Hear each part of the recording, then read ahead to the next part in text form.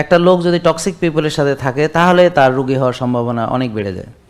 কার সঙ্গে মিশবেন সেটাও গুরুত্বপূর্ণ। যদি আপনি নষ্ট লোকের সাথে মেশেন আপনি নষ্ট হবেন, ভালো মানুষের সাথে মিশলে ভালো হবেন। সঙ্গদোষে লোহা বাসে কথাটা ছোটোবেলায় শিখে এসেছে, এগুলো আমাদের আগেরই জানা কথা। আমি যে নতুন করে বলছি এরকম না। রাসূল সাল্লাল্লাহু আলাইহি ওয়াসাল্লামও বলেছেন যে তুমি আতরওয়ালার সাথে মিশলে তুমি হয়তো আতরের কিছু ঘ্রাণ পাবা, তোমার শরীরে হয়তো কিছু ঘ্রাণ আসবে।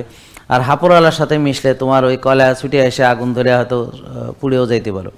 আপনার বন্ধু নির্বাচন আপনার খুবই গুরুত্বপূর্ণ। কাদের সাথে মেশেন, কাদের সাথে চলাফেরা করেন, কাদের সাথে ওঠা বসা করেন। তো রুগীদের সাথে করলে, স্বার্থপর লোকের সাথে করলে, চুগলখড়ির সাথে করলে, তোষামতকারীর সাথে করলে, গীবত সাকায়াতকারীর সাথে করলে, হ্যাঁ গালাগালি দেয় এই ধরনের লোকের সাথে করলে, তো এগুলো আপনারও একই পরিণতি হবে।